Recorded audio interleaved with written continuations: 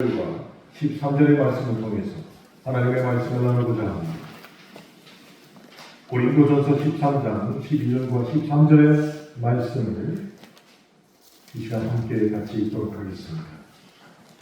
우리가 지금은 거울로 보는 것 같이 희미하니 그때에는 얼굴과 얼굴을 대하여 볼 것이요 지금은 내가 부분적으로 그때에는 주께서 나를 아신 것 같이 내가 온전히 알리라. 그런즉 믿음, 소망, 사랑 이 세 가지는 항상 있을 것인데 그 중에 제일은 사랑이다.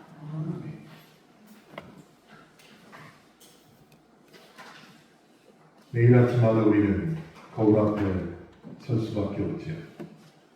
여자분들은 잘 모르겠습니다. 그런데 남자들은 자신이 가장 잘생기고 멋지게 생겼다고 느낄 때가 아침에 샤워를 하고 그 김에 의해서 거울이 약간 뿌옇게 되었을 때 벗은 몸으로 거울을 바라보면서 거울을 확인하면 잘생겼는데 라는 생각이 듭니다. 근데 해가 들어가게 바람을 통해서 뿌연 것이 확실하게 보이면 그저 그런 아저씨, 그저 그런 남자가 서 있을 뿐입니다.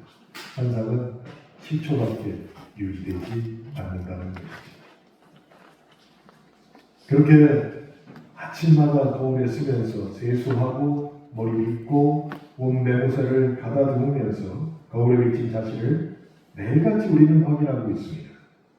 너무나 당연한 일상이죠.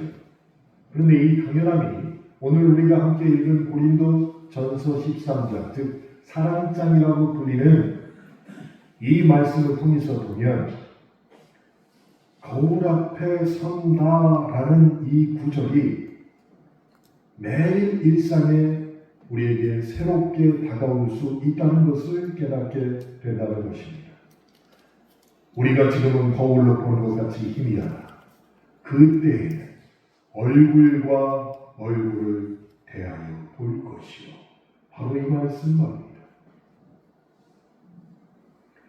왜 사도 바울이 하필 사랑 기장 끝에 이런 구절을 쓴 이유가 무엇일까요? 어찌 보면 맥락 없는 구절로 보일 수도 있습니다. 그렇지만 이 고린도 전서, 이 편지가 고린도 교회에 보내는 첫 번째 편지라는 걸 고려하면 우리는 고개를 끄덕일 수밖에 없게 된다는 것입니다. 고대 고린도에서 생산되고 사용된 청동 거울은 우리가 머리에 떠올리는 유리 거울과는 근본적으로 다르게 생겼습니다. 아무리 표면을 정교하게 연마해도 거울에 비친 나의 모습, 나의 상은 흐릿하고 왜곡될 수밖에 없었다는 것이에요. 그것이 바로 청동 거울의 한계입니다. 그러나 그 당시에는 이 청동 거울을 쓸 수밖에 없었겠지요. 그래서 고린도 교인들도 매일 아침 자기 얼굴이 선명하게 보이지 않는 청동 거울을 통해서 자신을 확인했을 것입니다. 바울은 바로 이전에 체감을 했습니다. 그들의 몸에 새겨진 이 일상적 좌절감을 빌려서 우리의 신앙 인식이 지닌 근본적인 한계를 우리에게 말하고 있는 것이에요. 그 구절이 바로 거울로 보는 것 같이 희미하나, 이 구절이 그 내용을 담고 있는 것입니다. 그런데 또 한번 생각해 보면 단지 청동 거울에 비친 얼굴이 흐릿하다는 것만 사도 바울은 여기에서 강조하여 말하고 있지 않다는 것을 알 수가 있습니다. 박물관에 가서 이 당시의 청동 거울을 살펴보면 반질거리는 거울 앞면과 달리 청동 거울 뒷면에는 다른 문양이 새겨져 있었습니다. 앞에는 분명 연만을 해가지고 되도록이면 얼굴을 보이게 만들었는데 거울의 뒷면은 다른 문양이 새겨져 있었다는 것이죠. 어떤 문양이었을까요? 아프로디테, 에로스, 디오니소스 같은 신학 속 인물들이 부조 형태로 형상되어 있었습니다. 그러니까 매일 아침 청동 거울을 사용하지만 그들은 거울만 보는 게 아니라 청동 거울을 손에 쥐는 순간 신화 속에 있는 신들을 쥐고서 흐릿하게 보이는 자기 얼굴을 확인했다는 것이에요.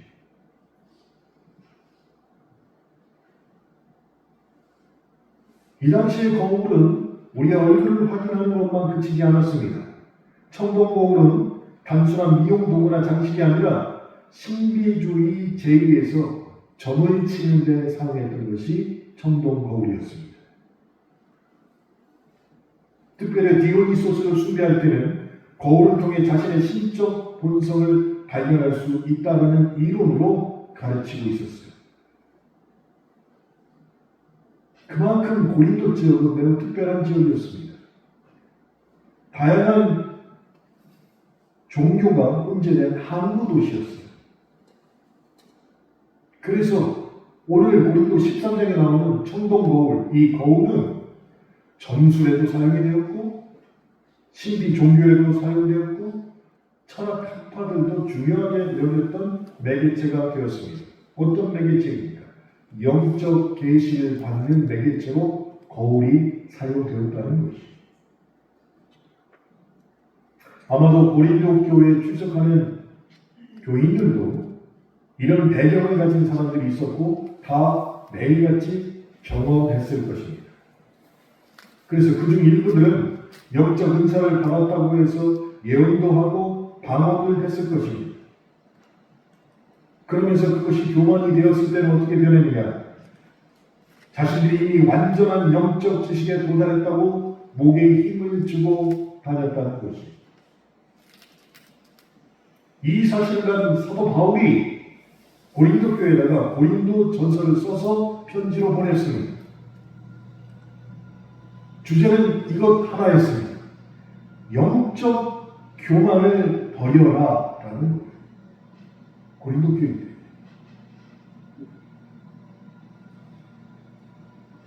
이런 주제를 통해서 고린도전서 13장을 읽으면 그 말씀이 우리에게 새롭게 다가올 수가 있습니다. 바울은 고린도에서 신적 계시의 도구로 여겼던 거울의 이미지를 빌려서 완전히 다른 해석을 할 수 있도록 우리를 유도하고 있습니다. 뭐라고 유도합니까? 그래, 너희가 거울을 통해서 신을 본다고? 이 신은 디오니소스를 얘기하는 것입니다. 하지만 그 거울은 희미하고 수수께끼 같은 것에 불과하다라고 얘기하는 것입니다. 그래서 영적 교만을 버리라는 것입니다.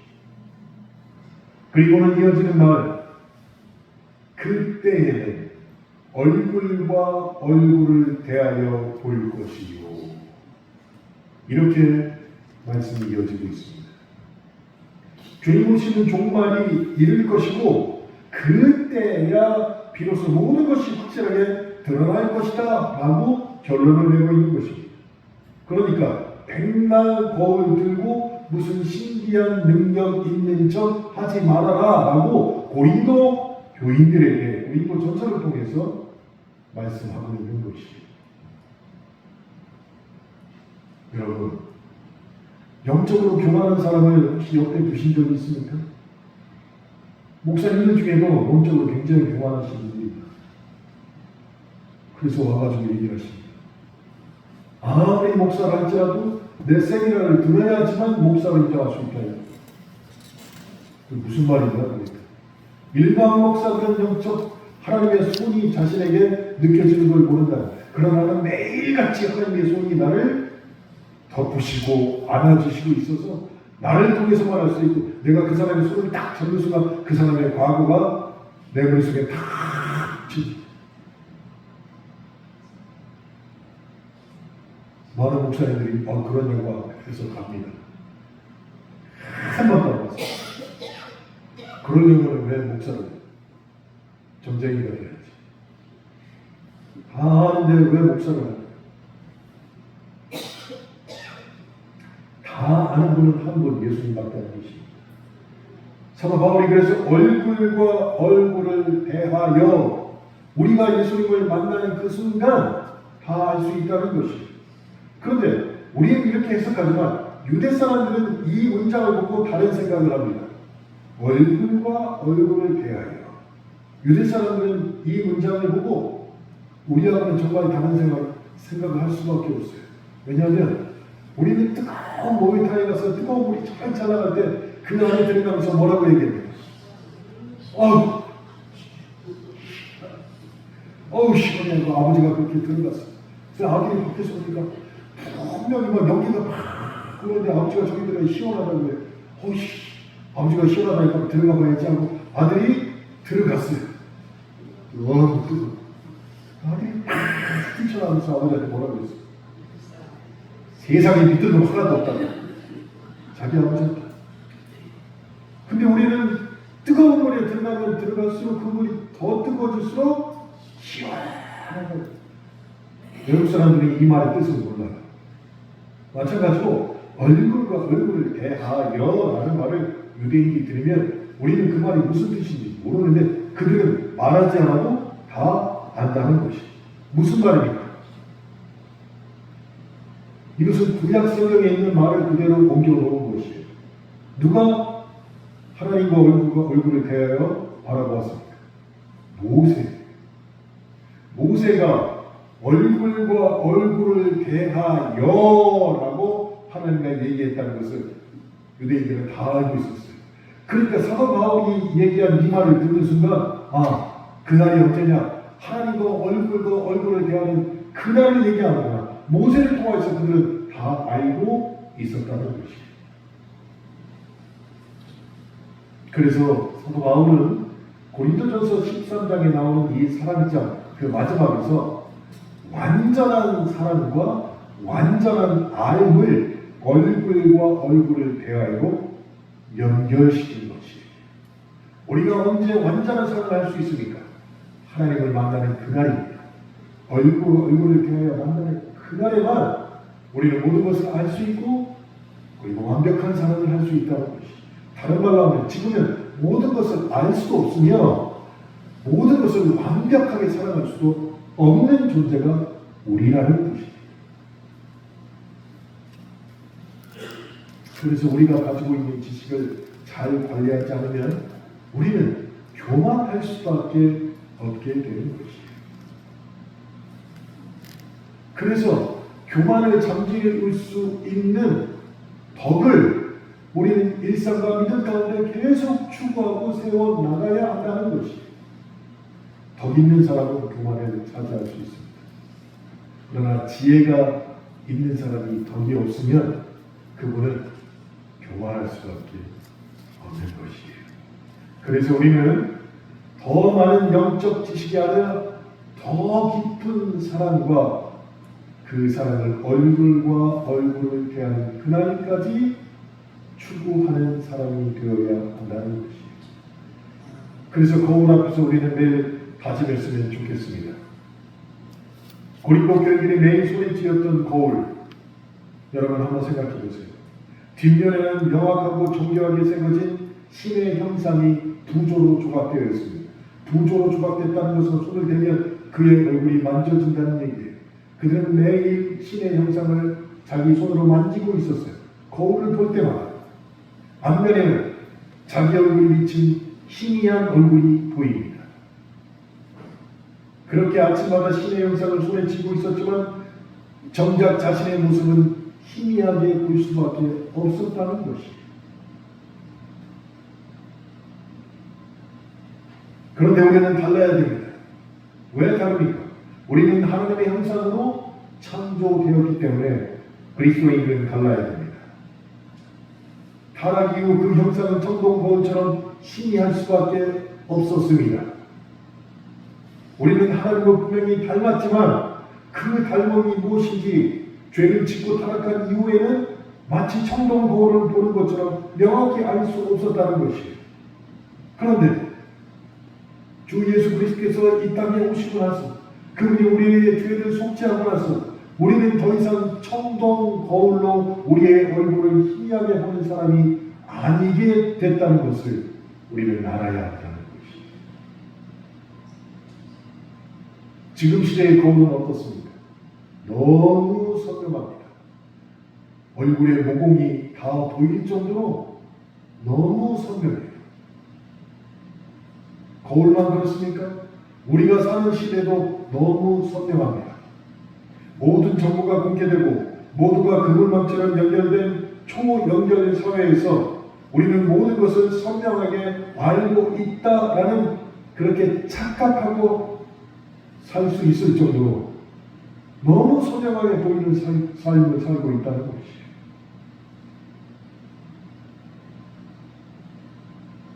그런데 사도 바울은 분명히 얘기합니다.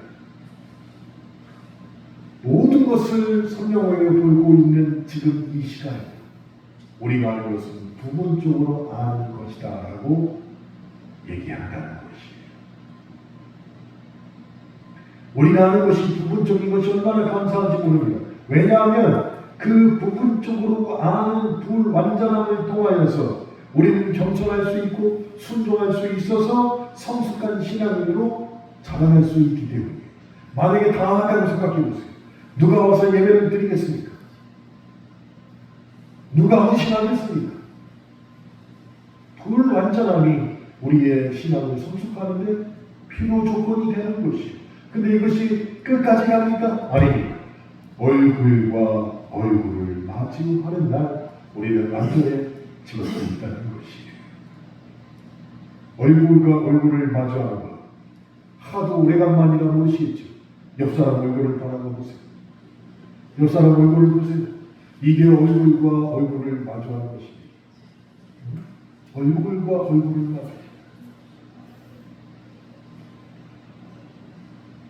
여러분 집에 있을 때 혹시 아내나 남편의 이 무릎을 베고 누우신 적 있으세요?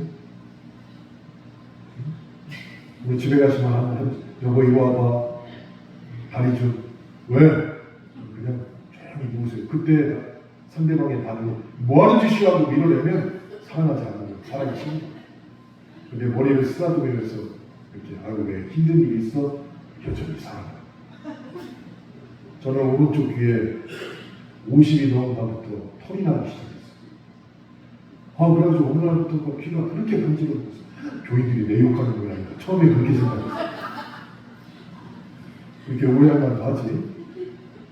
그래서 왜 이렇게 귀가 간지럽지 하고 뭐 이렇게 하다 보니까 이만한 털이 뽑히는 거예요. 근데 어느 정도 시간이 지나니까 또 간지럽기 시작. 그래서 아내한테 여보 좀 봐봐. 거기서 털이 자라기 시작하는 거예요. 그래서 주기적으로 요즘은 아내의 무릎에 탁 누워서 뽑으라고 합니다. 근데 한동안 너무 바빠가지고 거의 한 달 반 동안 못 뽑았어요. 그리고 그저께 집사람 무릎에 누워가지고 좀 뽑아봐 그랬더니 집사람들이 깜짝 놀라 손으로 안 된다. 핀셋을 갖고 와가지고 털을 얼마나 많이 뽑았는지 모릅니다. 막 뽑아내요.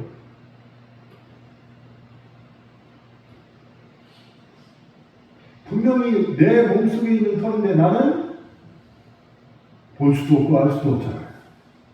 내 건데. 내 거잖아요, 이 털은. 내 몸에서 났으니까. 근데 내가 알지도 못하고 왜 나는지 알지도 못하고 볼 수도 없어요. 다른 말로 하면 우리는 완벽한 인생을 살고 있는 것 같지만 귀 속에 난 털 하나도 왜 났는지도 모르는 불완전한 생활을 하고 있다는 얘기예요. 우리는. 제가 다니면서 친구들 만나고 목사님들 만났을 때마다 요즘 누누이 간직하는 계속 그냥 잔소리처럼 하는 말이 있어요. 코털 좀 갖고 가자. 아니 야 50 후반에 돼가지고 코털 이렇게 삐집고 나오는 게 얼마나 더러운 깎아 갖고 가지고 막 뽑아주고 깎아요. 코털이 이렇게 나오는지 자기는 몰라요. 왜? 청동볼을 쓰니까. 그 집에 청동볼밖에 없으니까. 응? 여러분, 내 것 같지만 완벽할 수 없다는 것을 인정해야 돼요. 그게 나 자신까지도 포함해서. 그렇게 불완전한 시대를 진짜 우리는 어떻게 살아가야 되는 것일까요? 성경이 말하는 바, 바울이 말하는 바는 너무나도 명확합니다. 완전한 지식을 추구하는 대신 불완전함 속에서도 서로를 사랑하라는 것이. 거울에 비친 흐릿한 상을 보면서도 서로를 향한 작더라도 온기 있는 사랑을 실천하라는 것이에요. 그래서 고린도전서 13장에 말하는 사랑이 그렇게 중요한 것이. 왜? 나도 불안하고 너도 불안하니까. 사랑으로 극복할 수밖에 없다는 것이. 어쩌면 그것이 우리가 손에 쥔 청동거울 뒷면에 새겨진 하나님의 형상을 회복하는 유일한 방법이 될 수 있습니다. 무엇이요? 서로 사랑하는 것. 서로 사랑하는 것. 우리가 살아가면서 스스로에게 질문을 던져가면서 산다면 우리는 아마 더 좋은 삶을 살아낼 수 있을 것입니다. 그러면 스스로에게 어떤 질문을 던져야 합니까? 나는 하나님 앞에서 어떻게 살아야 하는가? 나는 하나님 앞에서 왜 그렇게 살아야 하는가? 나의 생각, 나의 행동, 이것이 하나님 앞에서 옳은가? 그렇게 너희가 어떠한 사람이 되어야 마땅하냐라는 바울의 질문에 우리의 일상의 삶이 계속 맞춰가면서 살아가면 우리의 삶은 더 좋은 삶이 될 줄 믿습니다. 그런 질문에 대해서 성경은 이미 우리에게 해답을 친절하게 주셨습니다. 베드로후서 3장 11절 말씀에 해답이 있습니다. 거룩한 행실과 경건함으로 하나님의 날이 임하기를 바라보고 간절히 사모하라. 이렇게 해답을 주고 있습니다. 오늘 주님의 날, 오전 예배, 오후 예배를 이 자리에서 하나님께 드린 오늘 예배당을 나가면서 일상의 삶으로 돌아가서 또 일주일 있다가 이곳에 오실 여러분, 그 기간 동안 간절히 사모하면서 여전히 부족함을 믿음으로 채우시고 여전히 부족함을 순종으로 고치고 여전히 낡은 부분을 기도를 통하여 새롭게 하는 놀라운 삶이 7일 동안 연속되길 주님의 이름으로 축원합니다. 잠시 기도하겠습니다.